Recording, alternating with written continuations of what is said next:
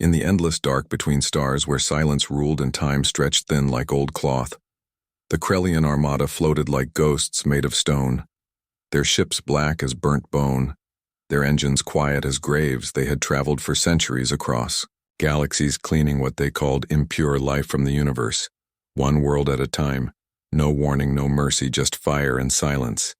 After, their belief was simple: life that suffered was life that failed, life that fought back was life that threatened. Order, and order was sacred to them.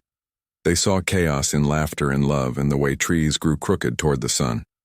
They called it weakness, and weakness had to be erased. On the bridge of the largest ship, the Oblivion commander Vela stood alone, her tall frame still, her silver skin glowing faintly under the dim lights of the command deck.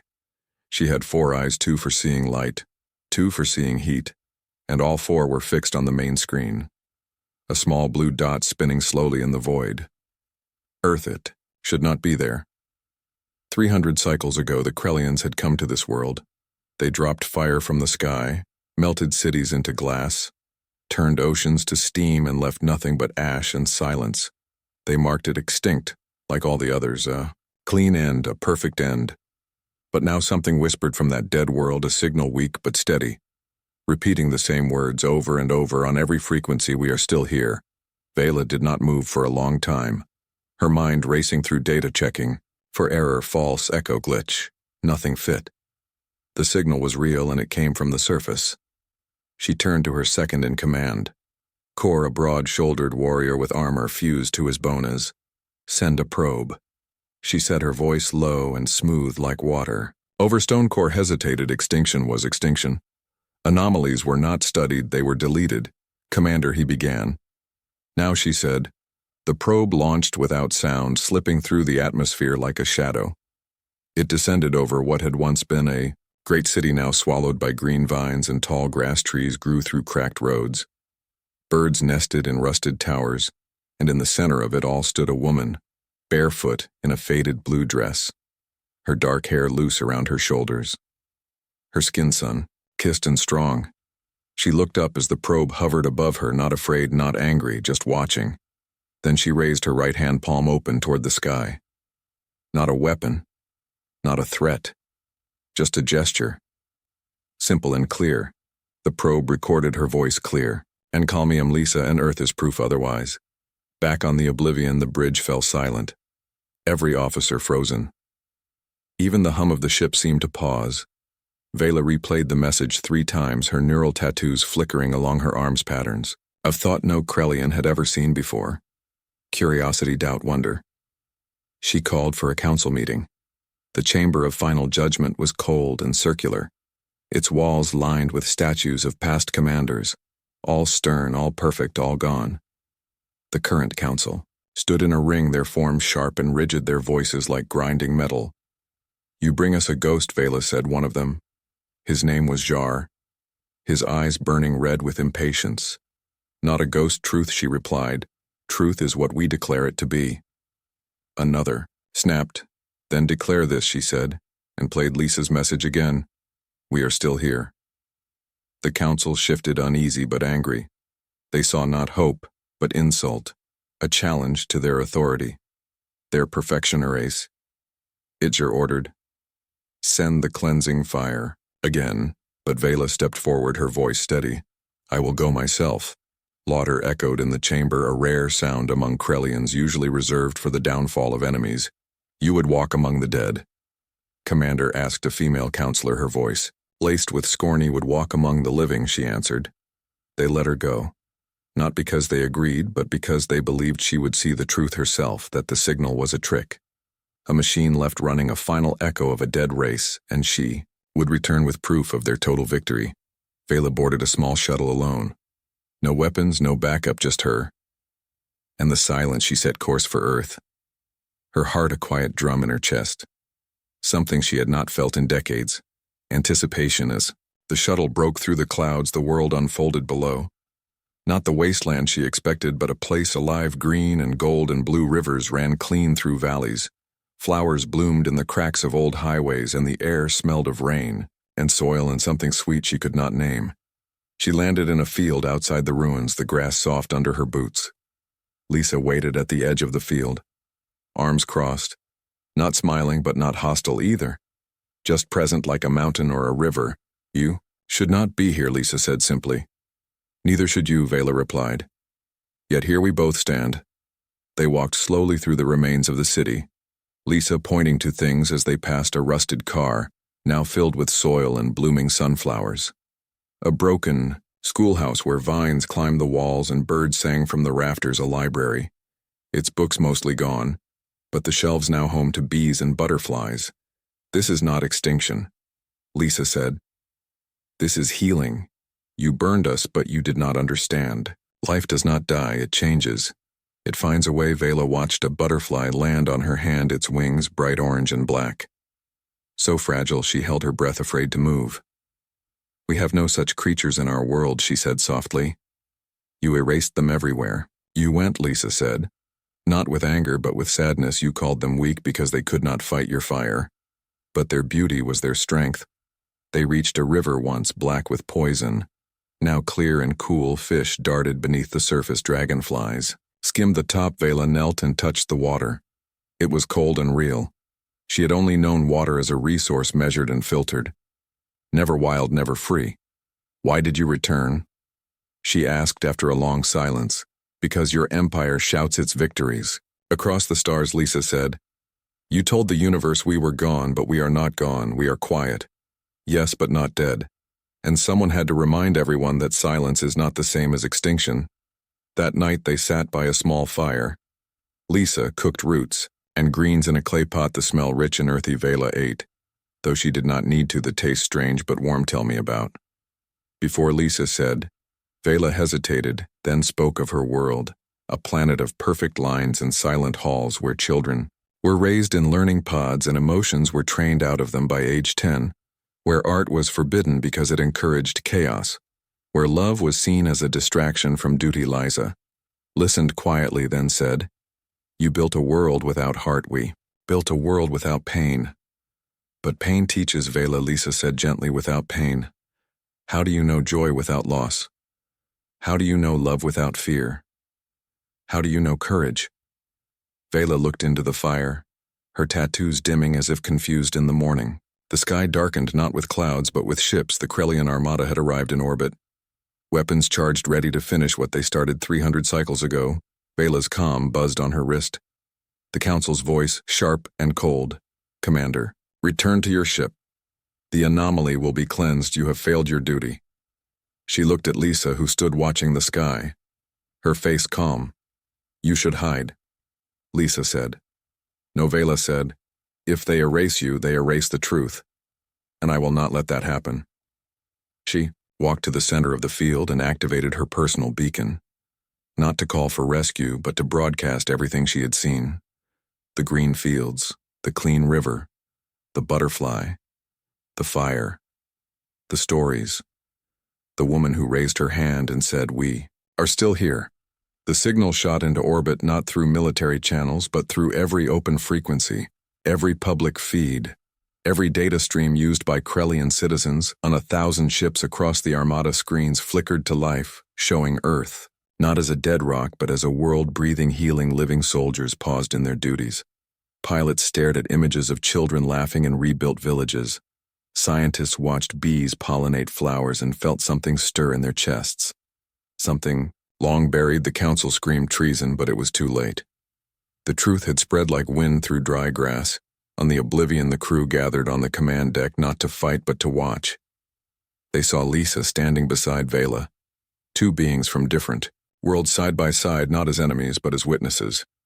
The weapons officer looked at his console, then slowly powered down the main cannons. What are you doing, Core? The first officer hissed, remembering he said softly. That we were once alive, two in orbit. The fleet hung motionless, no fire. No orders, just silence, but a new kind of silence, not empty but full of questions. Back on the ground, Vela turned to Lisa, tears like liquid silver tracing her cheeks. I do not know what comes next. Lisa took her hand. Warm and steady and alien together we rebuild. She said not just Earth but everything. And high above the blue world the first Krellian ship turned its bow. Not toward war but toward home. Carrying, not weapons, but a single seed, a sunflower wrapped in soft cloth, a gift from a woman who refused to disappear. The universe held its breath, and for the first time in centuries it dared to hope. Months passed, and the silence between the stars changed. It was no longer empty but humming with something new, not war, not fear, but questions on Earth. Lisa walked the same fields every morning now, with others beside her, men and women who had hidden in caves and forests during the first burning. They returned slowly like birds after a storm, carrying seeds, tools, songs they rebuilt. Not cities like before, but villages, small and strong, with gardens on rooftops and windmills made from old car parts. Vela stayed with them. She wore simple clothes now, not armor. Her silver skin no longer hidden. She helped plant crops, though her hands were not made for dirt.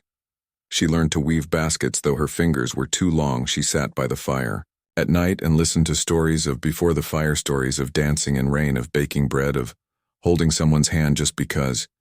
She also taught them about the Krellian world. Not its weapons, but its lost things. How once they too had music. How children used to draw shapes in the sand before the learning pods took them away. How their oldest word for star meant hope, before it was changed to target own evening. As the sun set red over the hills, Lisa asked, "What will your people do now?" Vela looked up at the sky where no ships hovered. "Only stars, free and bright. I do not know," she said, but they saw the truth, and truth cannot be unseen. Far away on the Krellian homeworld, the change began quietly. At first, a scientist refused to delete data from Earth. A teacher showed her students images of butterflies. A pilot painted a green stripe on her ship. Then more followed. Not with shouts, but with small acts of quiet rebellion. The council tried to stop it. They locked doors, burned records, punished dissent. But the truth had roots now deep and strong like the trees on Earth. So the old counselor called for Vela's execution for treason, for weakness, for showing the Empire its own face and not liking what it saw. But others stood against him, not with weapons but with words. "We saw life that healed," he said. "We saw strength and gentleness. We saw a world that refused to die, not through force but through care." The debate raged in the great halls for days until finally a vote was called, and for the first time in Krellian history, the council split not by rank, but by hearth. Half chose to hold to the old ways. Half chose to seek something new. Those who chose new left the homeworld not in warships, but in transports they carried. No weapons, only archives of old songs, seeds from earth books of human poetry, and one small sunflower blooming in a glass dome. They called themselves the Bloom. Their first stop was Earth, when their ships appeared in the sky. The people below did not hide. They gathered in the fields, not with fear but with open hands.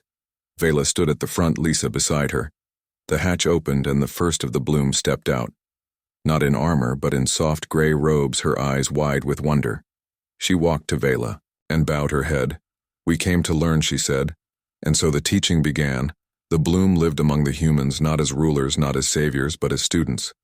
They learned to plant corn, to bake bread, to cry when someone died, and laugh when a child took their first step. In return, they shared their own knowledge: how to purify water with light, how to heal wounds with sound, how to speak to plants through gentle frequencies. Together they built something new, not human, not Krellian, but something in between. A bridge across the stars. Lisa watched it all with quiet joy, but she knew peace was fragile. One day she found Vela staring at the horizon, her face tight with worry. "What is it?" Lisa asked.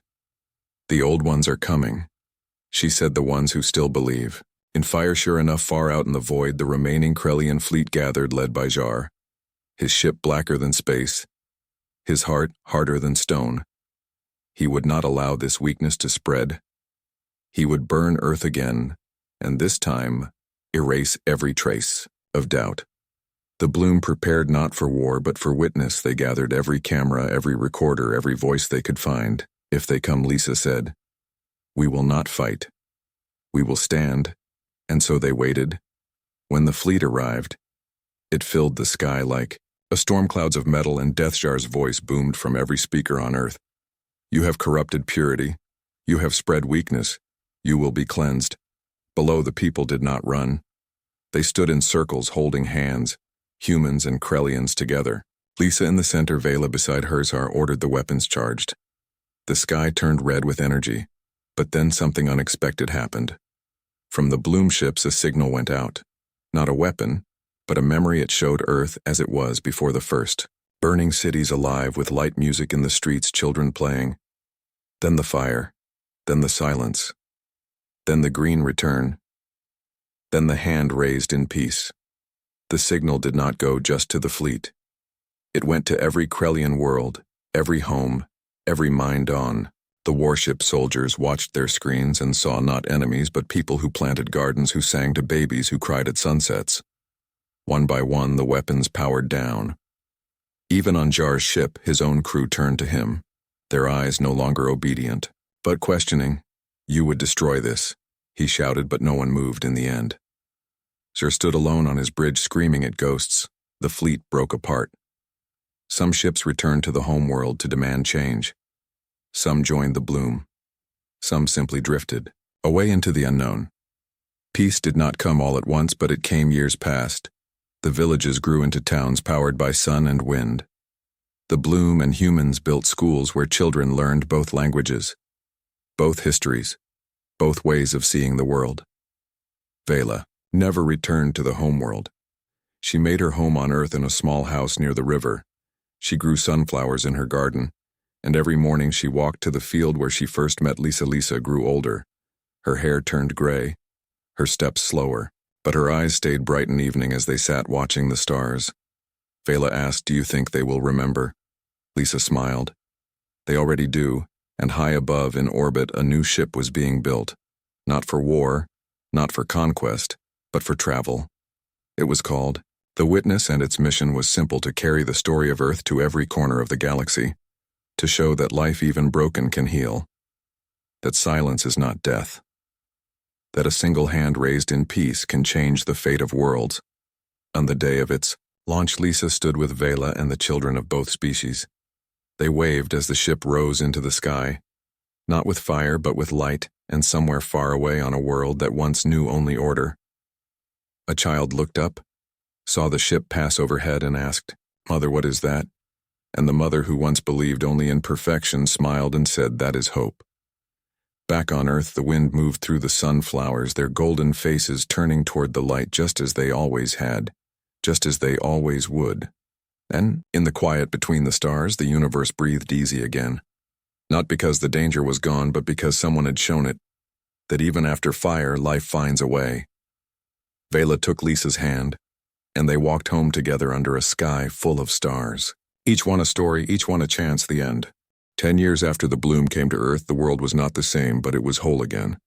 Not perfect, but alive in a way that mattered. Villages dotted the green hills, powered by clean energy, grown from old human ideas and new Krellian science. Children played in fields where war machines once stood their laughter, mixing human words with Krellian tones. Lisa was older now, her steps slow, but her mind sharp. She walked every morning to the river where she and Vela first sat together, the water still clear, the fish still quick. Vela walked with her always, her silver skin catching the morning light, her once rigid posture now soft like a willow in wind. They did not speak much on these walks. They did not need to, they had shared too much silence and too much truth for words to be necessary. But one morning Lisa stopped and looked at the sky, not with fear but with a quiet knowing. "They are coming," she said. Vela followed her gaze and saw it too, a small ship. Not Krellian, not human, its shape strange, its color shifting like oil on water. It moved without sound, without trail. It simply appeared as if it had always been there. "Who are they?" Vela asked, her voice low. "I do not know," Lisa said. "But they are watching." For days the ship stayed in orbit, not hailing, not attacking, just watching like a cat at a window. Curious but cautious, on Earth people paused in their work, looked up and wondered but did not panic. They had faced fire before they knew. Peace was not the absence of danger, but the choice to meet it with open eyes. Vela called the Bloom Council. Now a group of humans and Krellians who guided the new world together.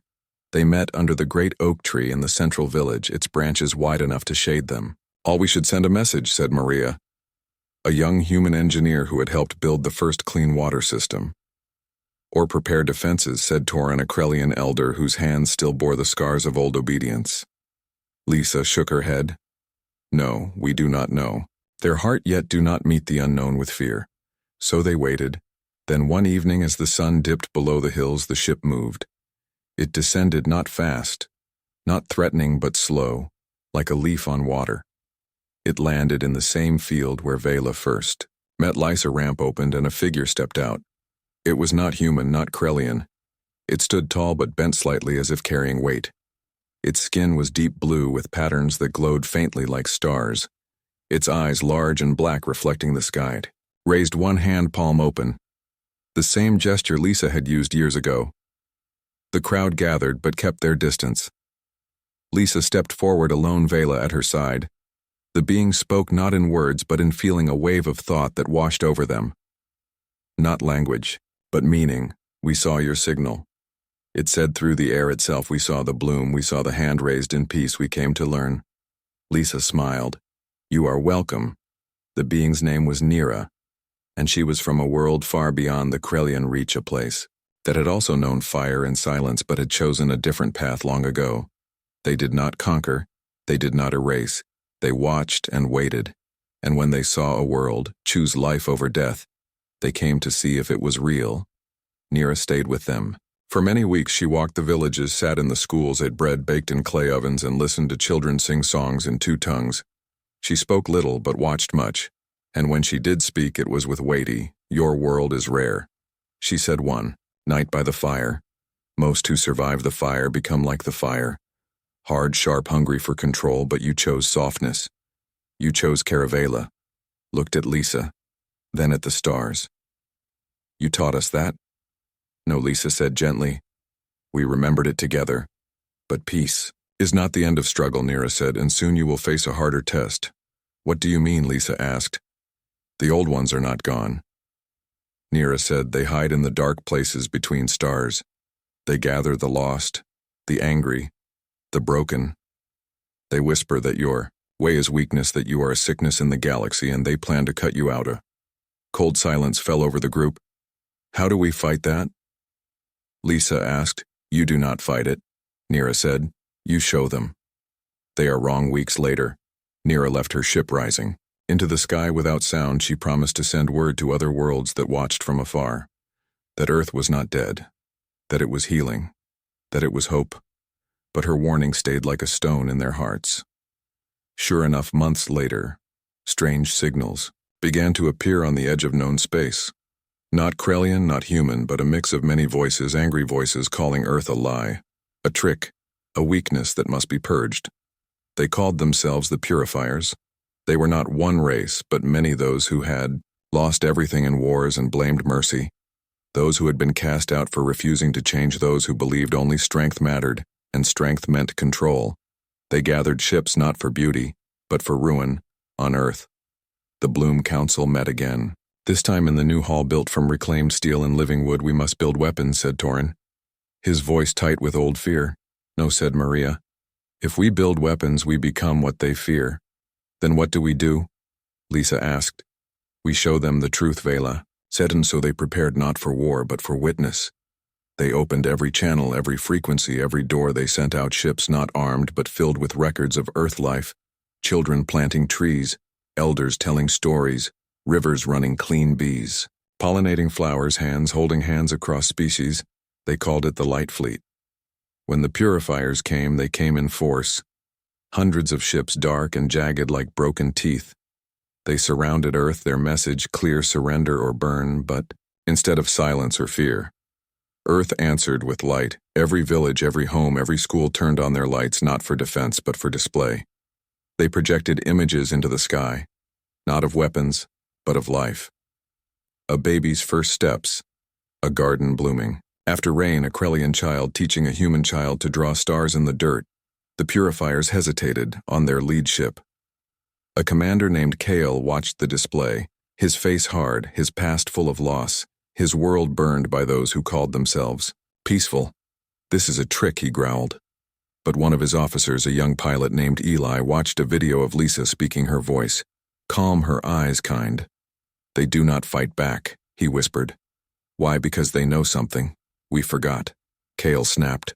But doubt had taken root in Earth. Lisa stood in the field again, the same field where it all began. She did not raise a weapon. She raised a hand, and this time she was not alone. Thousands stood with her, humans, Krellians, even a few visitors from other worlds, who had come to see for themselves. They stood in silence under the dark sky filled with enemy ships. Kyle ordered the weapons charged, but then Eli did something no one expected. He opened his ship's comm and played Lisa's original message, the one that started it all. "We are still here." The words echoed across the fleet on ship after ship crews paused. They saw the lights below. They heard the voice. They saw the faces not of soldiers, but of people who had lost everything and chosen to rebuild, not with hate but with hope. One by one the weapons powered down. Kale screamed, but his voice was alone in the end. He stood on his bridge watching his fleet turn away. Not in victory, but in shame. He looked down at Earth one last time and saw Lisa still, standing hand raised, not in challenge but in invitation. He did not join them that day, but he did not fire either, and sometimes that is the first step, after the purifiers left Earth. Did not celebrate with noise but with quiet work. They planted more trees, built more schools, welcomed more visitors. They knew the darkness would always be out there. But so would the light years passed. Lisa's hair turned white, her hands wrinkled but her eyes never dimmed. She sat often with Vela under the great oak, now taller, stronger, its roots deep in healed soil. One evening as the stars came out, Lisa leaned her head on Vela's shoulder. "You think we changed the universe?" she asked. Vela looked at the sky where ships from many worlds now passed, not in silence but in song. "No," she said softly. "We reminded it of what it already knew, that life is not about being the strongest, but about being kind enough to let others live." Lisa closed her eyes and smiled, and high above the witness ship returned, its journey complete. It had carried Earth's story to 100 worlds and brought back 100 more stories in return. The universe was no longer a place of fear, but a garden, and Earth was its first bloom. In the quiet between the stars, life went on, not perfect, not easy, but real, and that was enough. The years moved like a slow river, carrying Earth further from the memory of fire and deeper into the age of bloom.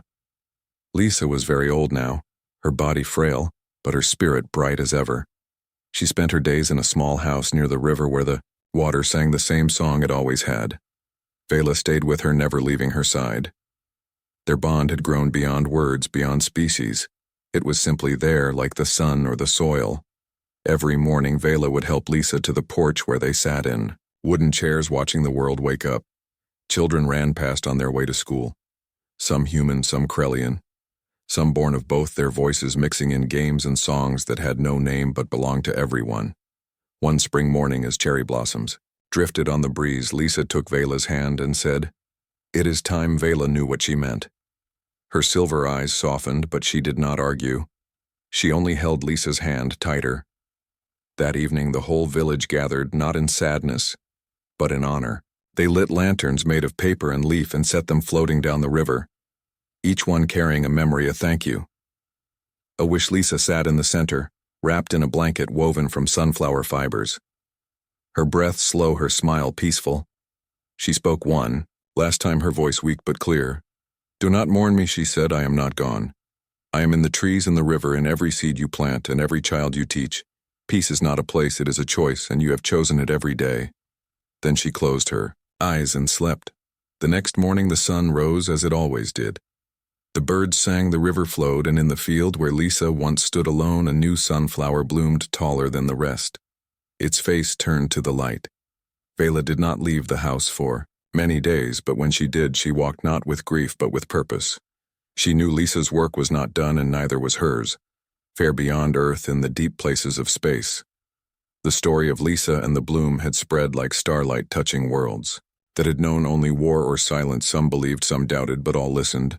On a cold iron world called Vortha, where the sky was always gray and the people never smiled, a young worker named Jen found a broken data chip in the scrapyard. She cleaned it and played it, not expecting anything, but Lisa's voice came through soft and strong. "We are still here."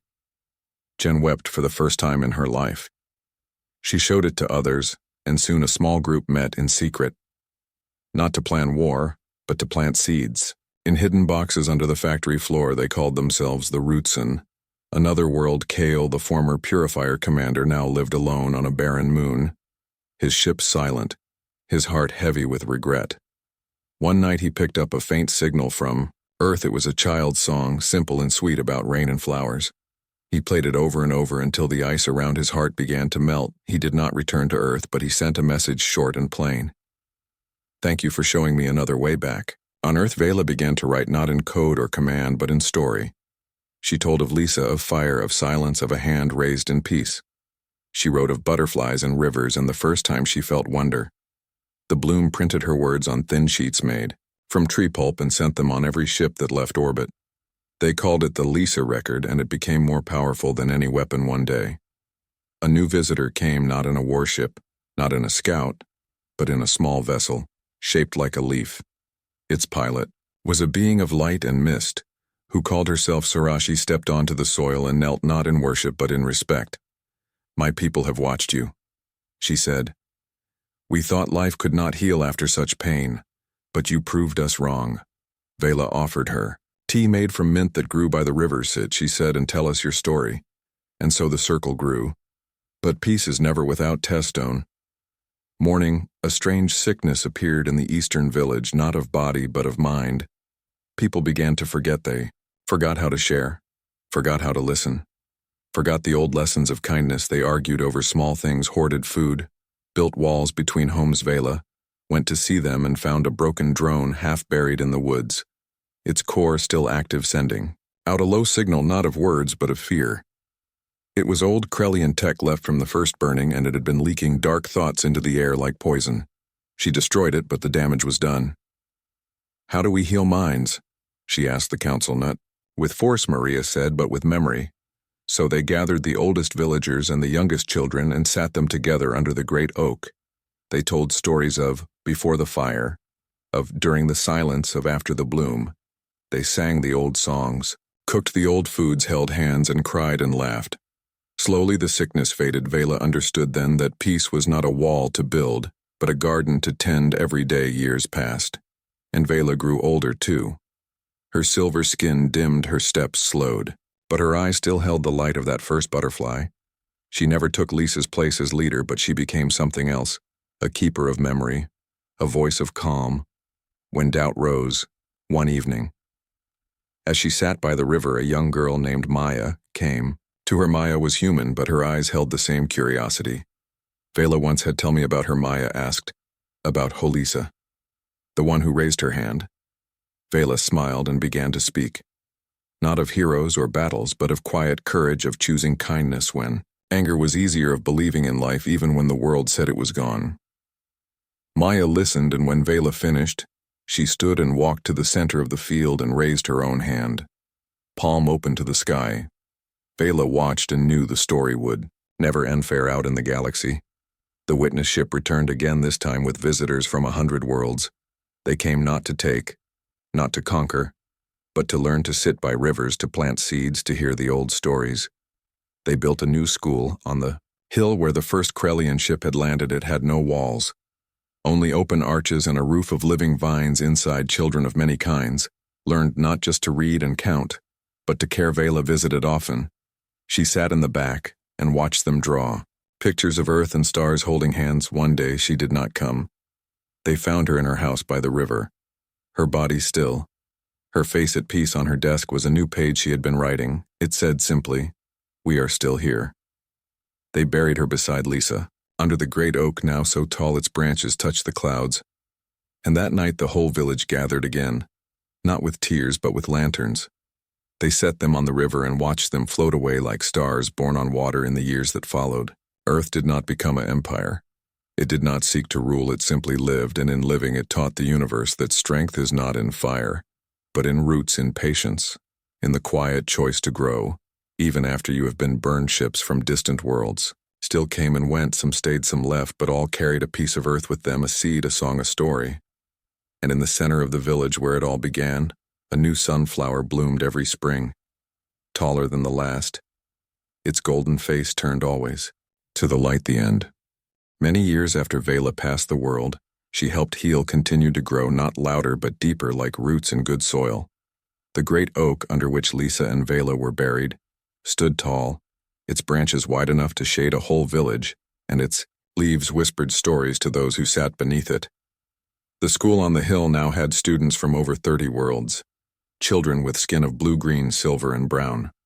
Learned side by side, they spoke a mix of tongues, but understood each other without words because they shared something stronger than language. They shared purpose. Maya, the girl who once asked Vela about Lisa, was now a teacher. She did not wear robes or carry a title. She simply walked among the young ones, showing them how to plant seeds, how to listen to rivers, how to raise their hands, not in anger but in greeting. One morning, as mist clung to the fields, a new ship landed. Not with fanfare but with quiet respect. It was small and smooth, shaped like a teardrop, its surface shimmering. With soft light, a figure stepped out, tall and slender, with eyes that held galaxies. Maya recognized the signs. This was not a visitor from a known world.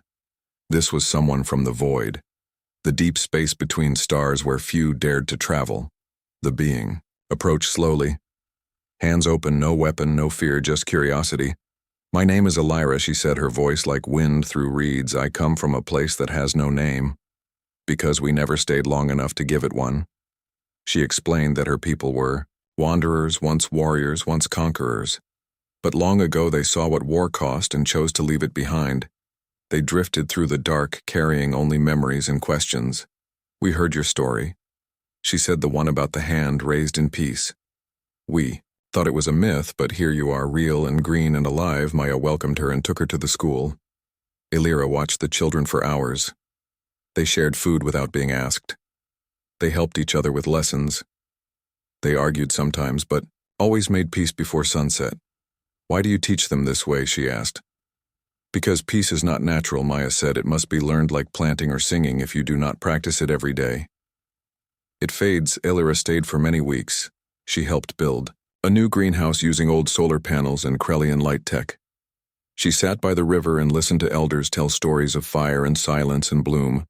One evening she asked Maya what happens when someone forgets. Maya looked at the stars, then back at Elira. "They remember," she said, "because someone always holds the memory for them." But Elira carried a secret. Their people were not just wanderers. They were running, far behind them in the endless dark. Something stirred, not a fleet, not an army, but a hunger, a force that fed on fear and silence. It had no name, but it left worlds empty. Not burned, just gone as if they never were. "We tried to warn others," she said, "but most do not listen until it is too late." Maya called the council. Not the old war council, but the circle of keepers made of young and old, human and alien, all who tended the peace. They met under the great oak, its leaves rustling like voices. "We cannot fight this thing," Elira said. "It is not alive in the way we are. It is a shadow that grows where hope is weak. Then we make hope stronger," Maya said, and so they prepared, not with weapons but with light. They sent out the witness ships again, not just to share stories, but to find others who remembered how to hope. They opened every channel, every frequency, every heart. In a world of ice called Nolara, where the people lived in caves to escape the endless cold, a young boy named Kai found an old receiver buried in snow. He turned it on and heard a song from Earth, a simple tune about sunflowers and rain. He played it for his village, and for the first time in generations they stepped outside, not to hunt, not to hide, but to look at the Starson, a desert planet where water was more precious than gold. A trader named Rena shared a data chip with a village she had saved from the bloom. It showed children laughing as they washed in clean rain. They dug a well that night, not for trade, but for joy back on Earth. Elira watched all this with wonder. "You are not fighting the dark," she said. "You are feeding the light." "Exactly," Maya replied. Weeks passed and the shadow drew closer. Its presence felt not seen, like a chill in the air, like silence where there should be sound. On the edge of known space, whole systems went quiet, not with explosion, but with stillness. The circle of keepers did not panic.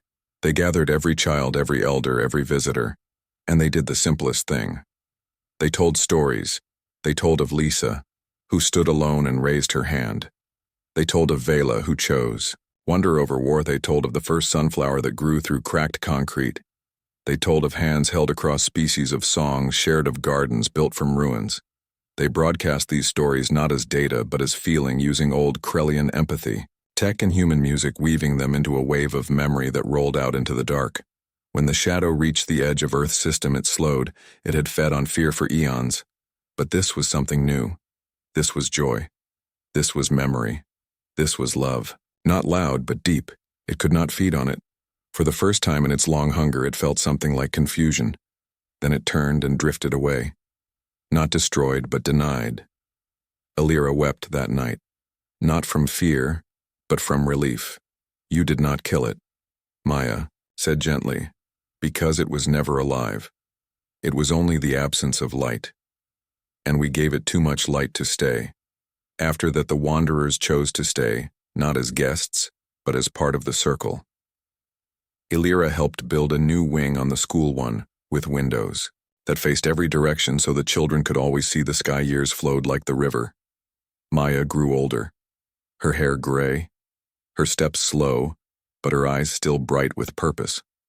One spring day, as the sunflowers bloomed, she walked to the field, where it all began, the same field where Lisa once stood alone now. It was full of life. Children played Krellian elders, taught star maps. Human farmers showed how to read the soil, and in the center, a new girl, no older than 6, stood with her hand raised to the sky. Maya smiled and walked over.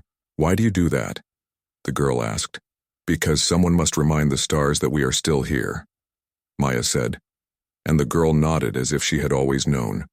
Far out in the galaxy, the witness ships kept flying, carrying seed songs and stories to worlds that had forgotten how to hope. On one such ship, a young pilot named Leo checked his course. His ship painted with sunflowers and stars.